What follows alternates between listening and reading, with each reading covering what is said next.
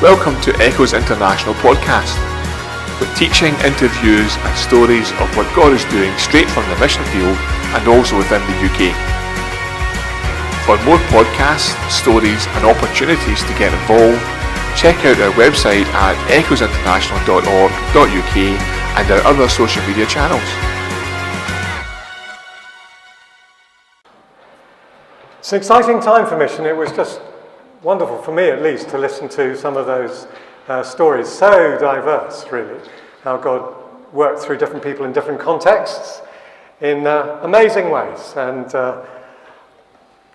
it really is, looking at it from the perspective that I get, an amazingly creative time across the churches in the UK. At the same time, there's another narrative going on, which is lots of churches getting smaller. But the Lord is with us. I'm going to shift gears slightly in this time. I'm going to be looking primarily at how we can help our people be just as excited about their daily mission as you are about yours. And just as creative in the Spirit about their daily missions, wherever they may be, as you are about yours. And I'm going to sort of highlight some of the things that we've been learning across the nation, really, working with local churches primarily and directly with so-called ordinary Christians. I don't really have to make that case in a Brethren Assembly, but normally I have to make that case for daily mission over the last 10 years or so. How do we empower people for Monday to Saturday mission, wherever they might find themselves? Of course, here you've got people from or representing missions from all over the world, but how do we empower all God's people for daily mission and empower local churches to help them?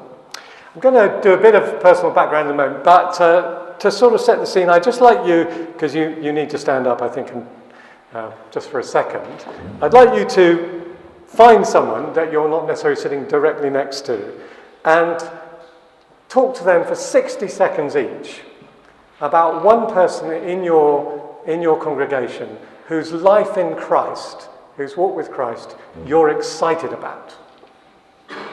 So hopefully there is one person in your community who said that. But maybe there's somebody you haven't said good morning to, and that's your excuse to go do that. But 60 seconds each on one person in your congregation whose life in Christ you're excited about, and then with the excitement of what God is doing in people's lives, we'll move on.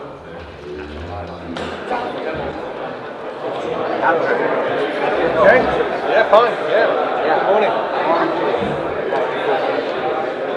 Okay. Okay, if you can take a seat. Well, isn't it exciting that you can't stop people being excited about people they're excited about? Very good. So let me just give you a bit of personal background and we'll click in. Some of you may know I used to work in advertising, so you can trust every word you hear from me this morning and every picture you see. And I spent 10 years working in advertising in London and New York. I absolutely loved it. I don't know how you feel about your day job, or the one you used to do, or the one you do now, or the one you will do in the future, but I loved it. I absolutely loved the people. I loved the pace. I loved the creativity, and the lunches were just awesome. But my testimony is this: in that ad agency, over the 10 years, and it's obviously, you can always pick highlights, but over the 10 years, I saw God do amazing things. Actually, I saw him answer prayer on prayer. I saw him draw people to himself. I saw him heal someone on the 10th floor of a Madison Avenue advertising agency in the middle of the day. I saw him impact the work itself. I saw him change the heart of one of the most difficult human, or at least clients, on the face of the planet. I don't know if you have any difficult people in your life or in your churches or in your communities, but this one was famous, and we'd actually made a mistake. So if she'd gone ballistic, she would have had every right so to do, if you like. And we prayed, the two of us prayed like mad. And it was Proverbs 21:1 coming to life. The king's heart, in this case the queen, the queen's heart is like a stream of water in the Lord's hand. And it was like that. No one else could believe how she responded. I saw him guide me through career disappointment, character failure, and romantic catastrophes, sadly. God at work in an ordinary job, really, on a fairly ordinary street. So my testimony is not that you can trust me because I used to work in advertising. It's you can trust God in whatever you do, and all of the people who know him can trust him in whatever they do, whether it's home or away, whether it's workplace or lecture room or school gate or toddlers group or knocking on doors or what the 24/7 front line of fostering. Is there really any place that God cannot work? Any person who knows him he cannot work through? Any task he's not concerned about?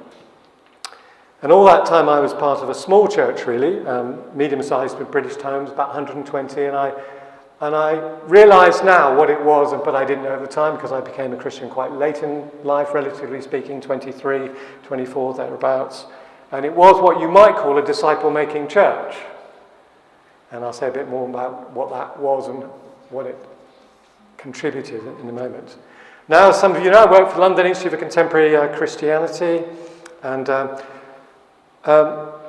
when I'm asked to talk about this, I normally illustrate what we're about through the example of probably the most admired man in post-Second World War British culture, a man guaranteed to save the world once every 3 years, and that, of course, is Bond, James Bond.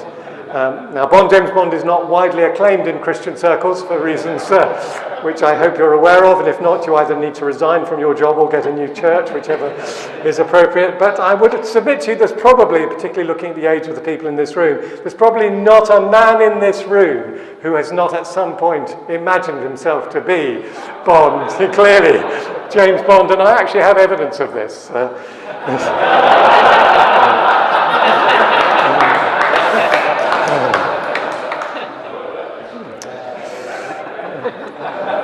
He actually called himself Rupert 007 to my PA.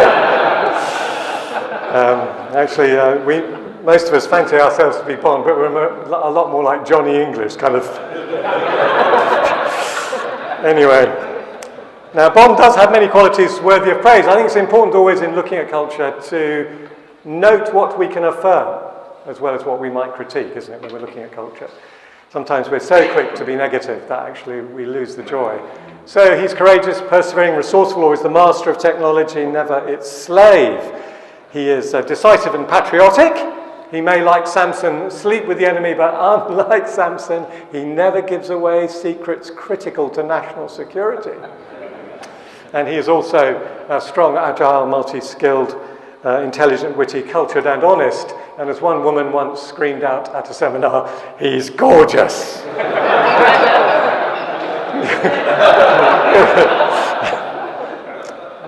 If you like that kind of thing, you know. I comfort myself with the knowledge that he's also a male chauvinist pig, an emotional desert, and a spiritual black hole. But apart from that, when James Bond, goes on his missions to save the world, 5 things are true. He's properly briefed, he's properly trained, he's properly resourced, he's properly commissioned, and he is supported for his mission in the world. Commissioned, interesting. He is sent out with authority, formally, licensed, if you like, for his work. And if we ask ourselves, and I project nothing on anyone here or any of the churches represented here, but doing the research we've done over the years, if we ask ourselves whether adult Christians are properly briefed, trained, resourced, commissioned, or supported for their mission in the world, and we've just heard that many people don't know how to share the gospel, for example, whether they're supported for their mission in the world, for their calling in the world. On the whole, the research reveals, and this is global really, the research reveals that they are not. And that's why a man called Stott, John Stott, he's the one on the right, some of you may be familiar with him, one of the great Bible teachers of the 20th and early 21st century, really, founded the London Institute because he saw with great clarity that there was a real issue about how do we connect the living word of the living God to the issues that people face alive every day. And so that's what he did, and we have a team now trying to empower Christians, that's an important word for us, to be fruitful where they are and help local churches do the same. We've got some materials around culture, group life, worship and preaching and so on. And now we've been experimenting with this because actually the reality is that what we discovered was that it's very, very hard to find a disciple-making church. If you're in one, it'd be really great to talk to you. It's quite hard to find them. And we can find praying churches, social action churches, teaching churches, preaching churches, singing churches, bungee jumping churches, liquid church, total church, gaseous church, every form of church that you can think of, but quite hard to find ones where there's a real determination to grow the people. And again, we'll come back to that. But we've been experimenting with this and we've made some progress, and we have a long way to go. So 2 main sections today. One is Empower Christians for Mission where they are, if you like. That's looking at what does it look like? What convictions, if you like, liberate people when they're out in the world for daily mission? What can help them? Some of them may be familiar. And then how can what we do when we're together actually empower them for that? Because, of course, we do lots of other things together, don't we? As we've heard already.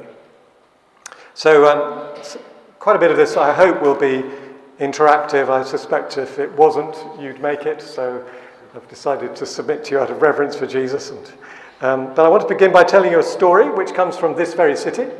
And after I've finished, I just, perhaps on the tables or in groups of 3 or something, what strikes you? I'm going to ask you what strikes you about this story, and then what beliefs the particular individual holds. This is a story about a woman called Victoria. Victoria is 19 years old, at least she was when I heard this story, which was about 18 months ago, so 19 years old. She's in Bath, and she's just got a job as an apprentice hairdresser. And she's been in this job about 4 weeks. And it's been quite pressured so far. There's quite a lot to do as an apprentice hairdresser. Clean this up, clean that up, go get those supplies, make coffees, and of course now coffee isn't just make coffee, it's would you like a macchiato or a flat white, and can I put chocolate sprinkles on that, or just marshmallows, or fruit pastels, or dollops of ice cream, people are fussy. So there's all that kind of stuff going on, and her church leader, after about 3 weeks, prays for her. He commissions her into this work, and she said that she felt a greater level of peace after that. And I was speaking actually, I'm so lost in Bath, I have no idea in relation to where we are now, but in the church that Jane Austen used to go to, somewhere down there. And there were about 300 people in the room at the time from around the city, and I asked her up, and I'd been told that she was solid, otherwise the question I asked her would have been very unfair. And the question I asked her was this. What difference does being a Christian make to the way you wash someone's hair?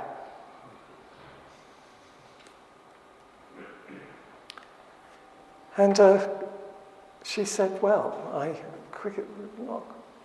serenely, she just said, I pray for them as I massage in the conditioner.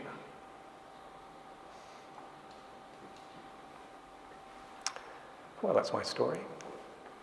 What struck you and what beliefs do you think Victoria holds?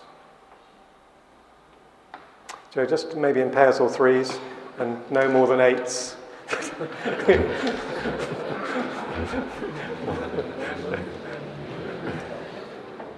We'll have a bit.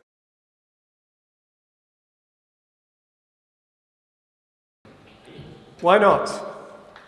A Glaswegian. West of Scotland. I don't think you need the mic, but since it's absolutely on the table.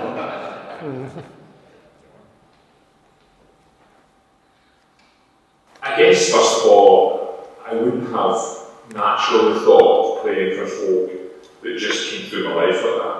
I would have been aware of any needs, and if there was something that I could pray for, I certainly would have, but just the natural everyday, just meeting folk and praying for them, it wouldn't have even entered my head. Maybe that's an indication of my spirituality, I guess, but it wouldn't have just entered my head. But that simplicity, I just kind of go Yeah, brilliant. Thank you very much. Anyone else? Yeah.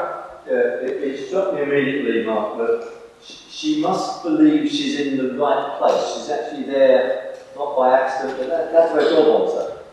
Yeah, she must believe she's in the right place, that's where God wants her. It's an important belief, yes, thank you, yeah. I thought it was interesting that the pastor mentioned her that Yeah. the right person. Yeah. We did some interviews on Sunday evenings. What would we be doing on Monday morning for some of our folks who were in work? And then those contributions doing their calls would be selling stuff. Very good. Sometimes we stop doing that, but we want to stop. Yeah, I mean, quite a lot of people do. We call it this time tomorrow. Some people call it TTT. Some people do that, and other people call it WHAM. What about Monday? It's a really interesting thing to do. What it does, I mean, just to riff off that for a moment before we come back to Victoria, I wonder what you found, because of course it generates different conversations.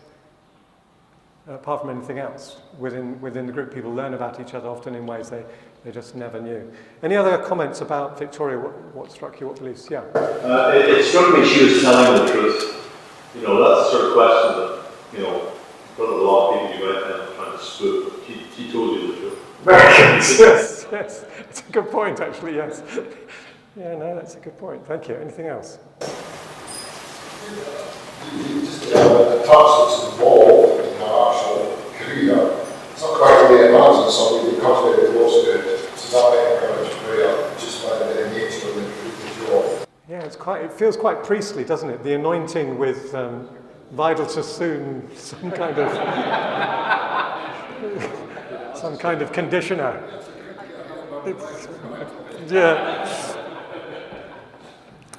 Yeah, I mean, it is rich. Anyone else? She believed she could make a difference. I mean, she believed her job was spiritual, not just secular. Yeah. She believes in the dignity of the person. She's taking time for that person to occupy her mind, not just another thing for her to do in her job. Very good. The dignity of the person. Yeah. I mean, it is really rich, actually, isn't it? And obviously, at one level, there is the belief in the power of prayer. That she believes that God is interested in this person, that whether she sees a result or not, actually God is going to do something. She doesn't necessarily need to see the results herself. I guess over time, when you're in that context, you get to know people a bit more, but nevertheless, there it is. And I would just want to say, just in case anyone thinks otherwise, I mean, it is something to do for God just to massage someone's head well. But, you know, that, just the task is something to do for God. And I'm sure she knows that as well. It's made perhaps richer by the prayer, but we can just do the task for God. And that would be enough at one level. So she's confident in the God who sends her, I think. I don't know if, there we go, confident in the God she sends her. And I wonder what kind of church community raises up disciples like Victoria. You know, maybe it is a church that prays for somebody as they go out, or maybe it is a church that interviews people on Sunday evenings or on Monday mornings and those sorts of things. Now, I just want to set this because this is a missions conference in the overall context of mission. So it is amazing, and I don't want you to hear anything else from me today, what's going on in what you might call neighbourhood and community mission around the country. It's just fantastic. So please don't hear anything I'm going to say to diminish that, or actually the opposite. You know, what we see in food banks, CAP, all the kinds of things, both formal and informal, street pastor initiatives. I have a friend who goes on the doors. I think he may well work with you, doing fantastic work, needle exchange and all those sorts of things, youth work, football evenings in difficult estates, all the stuff that is going on. It's fantastic. Praise God for it. And a lot of churches are quite strong in that area, much stronger than they were 40 years ago. And it's important to recognise that things change. 40 years ago, most evangelical churches, many of you are too young to remember, but most evangelical churches weren't interested in the poor. The liberals looked after the poor and we proclaimed the gospel. Now I think Billy Graham, John Stott, 1974, Lausanne, big moment.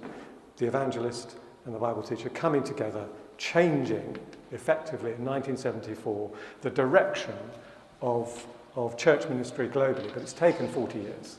It seems obvious to us now, but it's taken 40 years. Hardly a young person, I think, who's been through an evangelical church who wouldn't think that caring for the poor is a significant part of following Jesus. So praise God for it. So there. But they had a slightly bigger thing going on. Of course, there was global mission, and many of you clearly really concerned for that, and much to learn from the global church. And our ministries had quite a lot of interaction there. But on the whole, again, I'm not projecting anything, the British church, and indeed the global church, has much less experience at making disciples for this area. What you might call frontline, which is the word we use, or workplace, frontline, the place where people naturally go, naturally interact with people. They are, to use the language that was used before, they are already present, in Frost's terms. They're already proximate. They go to that school gate. They go into that supermarket 4 times a week, and they talk to the same checkout lady or not. They're already present. They already go to that hydrotherapy class. They already are part of something. They already see their grandchildren 4 times a week, or whatever. They are already present. They are already proximate. Are they powerless? Well, that's a posture, powerlessness. In lots of places, they are powerless, relatively speaking. They are serving bosses. They are just a parent at the school gate. They are just a client in the hydrotherapy class. And they have the opportunity to proclaim. Now, those places, curiously, if we want to see and shape a nation, we want to shape the policies that make people either healthier or less healthy. If we want to engage the 98% of people who are not in church paid work, then we're going to have to deal with people and help people in these kinds of places. These are the places not only where most decisions are made in society, but also where many people get to see the poor. If you're concerned about the poor, who sees the poor? Well, a teaching assistant sees the poor in most of our schools. The kids who don't have enough to eat. Well, maybe we should give all our teaching assistants, 150 apples each a week for their class. I don't know. The bus drivers see the poor. The nurses, doctors, porters, and so on see the poor disproportionately. Lawyers see the poor. The police see the poor. High-powered executives who get into their offices at 5 a.m. see the poor because the poor are cleaning their offices, and so on and so forth. Can't miss it. Now, back in 2010, I spoke at a thing called Lausanne, Congress for World Evangelization, and I was asking this question: what is the mission strategy, the overall dominant mission strategy in your nation? And so this is what I asked them if this was what they have. So here it is. Is your mission strategy to recruit the people of God to use some of their leisure time to join the missionary initiatives of primarily church-paid workers? Now, I wonder what you think the response was from people representing 198 nations. How many people put up their hand and said, basically, that's what we do. We recruit people of God to join church-paid initiatives to do some of that stuff in their leisure time. And then, well, pretty much every hand in that room went up. Now, why this is important is because it's shaping all of our imagination. All our imagination is shaped by a global mission strategy, by commentaries that are written this way, by mission books that are written this way, which are primarily about neighbourhood initiative and community initiative or global initiatives, and also the global initiatives are shaped this way. They are shaped round the wonderful things that groups of Christians gather together, mobilised by gifted leaders like yourselves, trained, empowered, and can do in the 5 or 10 hours they might give to mission in a week. But the same focus, the same creativity, the same prayerfulness, the same storytelling The same joy, the same celebration of the ordinary person, on the whole, does not happen for the 98% in the 95% of the rest of their life they're spending out in the world.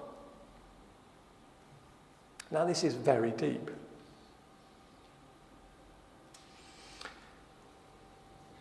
So,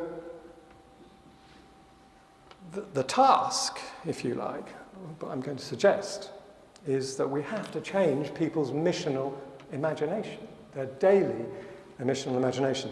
Now, I will make these slides available if anybody wants them through Rupert, if that's all right, on a PDF. And so you're welcome. I just suddenly saw that you were not taking a picture of me, you think? Because if you were, this is my better side. Yeah. I know where my gifts are. And that is definitely not one of them. Let me tell you this story. This is the story of Thelma. And then we'll stop after Thelma. And we'll have coffee. And please do take the full half hour. I can flex for the rest of the time. People need to talk. Thelma is 93 years old. So good for her for a start. And she's not as fleet of foot as she was when she was 89. She's part of a church called Rainbow Hill Baptist Church, which is in the West Midlands. I don't know if there's anybody here from the West Midlands. Primarily all I can hear is Glasgow accents, so what can you do? That's where my parents come from, as it happens. But the Rainbow Hill Baptist Church in the West Midlands. This is a very small church. That is pretty much the church, give or take 2 or 3 people. Okay. And this incredibly gifted woman from Spurgeon's College, you know, the elite, if you like, Baptist college, is called to this small community. Anyway, one day, and this is not the point of this point, she takes the whole church through a DVD called Life on the Front Line. Now, that happens to come from LICC. They happen to be available today, but that is not the point. The point is, you're never going to get a better deal on our resources. Fruitfulness on the Front Line for a £5. Imagine Church for a £5, everything for a £5 today. Normally that would cost you £18. So if you're interested, this is the day to get it. Anyway, that's not the point, because the truth is, by the way, just as a truth before we come back to Thelma, you don't need any money to do what I'm talking about today. You don't need any resources to do this. They can help. You absolutely don't. You don't need any new staff. This is only mindset. It's only mindset. The resources can help you. You can hire someone if you want. But it won't make any difference. The mindset is the key. Anyway, Thelma, she's taken through this thing called Life on the Front Line. Thelma loves the church. She's been in the church a long time. She's heard a lot of sermons. And she does a few bits in the church, but she doesn't really feel that she's got her thing. Well, she's 93. That's all right, isn't it? And then she realizes that she does have a mission field. She's got a mission field, and it is the Asian convenience store at the bottom of her road that she kind of hobbles to 3 or 4 times a week. Come rain, come snow, come shine, sleet, whatever, she's going there. And her friends are saying to her, Thelma, you're going to fall over. Let us do your shopping for you, please. But no, this is the place. These are the people. I'm going to pray for them. I'm going to bless them. I'm going to pray blessing on the prosperity of that shop, on that family, and on the people who go in there. And I'm going to spend time with them, and so on and so forth. And she is exhilarated because she's going for it with God. And what Rachel said is she's been empowered. You've empowered her. She's excited to be working with God. No. With God in his great plans. And I guess we all want to be Thelmas when we're 93 if we get there. And we all want to be Thelmas now, going for it with God wherever we might be. Now, whatever else you hear about that in fact, she's got a mission field. That sounds good. She's praying for a particular Asian family. And it turns out, after a while, they started to carry her groceries home for her. So then she's got a 10-minute conversation with the people, and it's all good. People are being prayed for. That's good. Christ is being shared in a variety of ways. That's all good. Hopefully the family's coming closer to Christ and so on. But here's the really significant thing for me. Thelma is excited about her relationship with God in her everyday. And if people are excited about Jesus, that's it, isn't it? She's excited about Jesus. She's not closed down. She's excited about the church, but she's excited here too.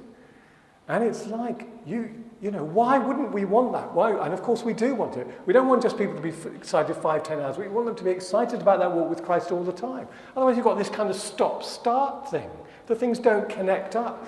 You know, it's like, for those of you who remember, you know, being interrupted. Remember being interrupted. When you interrupt, and apparently if you get interrupted by an Instagram and you engage with it, it takes you 20 minutes more to get to the same level of concentration and flow as you had when you started. So interruption is absolute killing. It's like that in mission. Instead of being constantly engaged with Jesus and alive to him, it stop and then it start. Have to get going again. It's a flow here. Why am I telling you about a 93-year-old? Because when that pastor, minister, whatever the right words are, liberated Thelma to see that the place she went, the place that she was going to naturally, to meet people that she would naturally meet in her life, was a place that God was concerned about, a place that she could minister, a place that she could make a difference in, and a place that the church, the community of Christ, has said, we're with you in that. Yes, that's your place. We're going to pray for you. We want you there. That's your place. The affirmation, the celebration. So I'm going to a big conference somewhere, relatively speaking. We don't have really big conferences in the UK, but a big conference is relatively big, and the pastor is coming to tell me about Thelma. Who are you excited about? Well, you were excited about some people earlier. And isn't that what we want to see happen? God's people set free to live out their missional calling in all of life. We hope you're encouraged and inspired and ready to answer the call. Thank you for listening.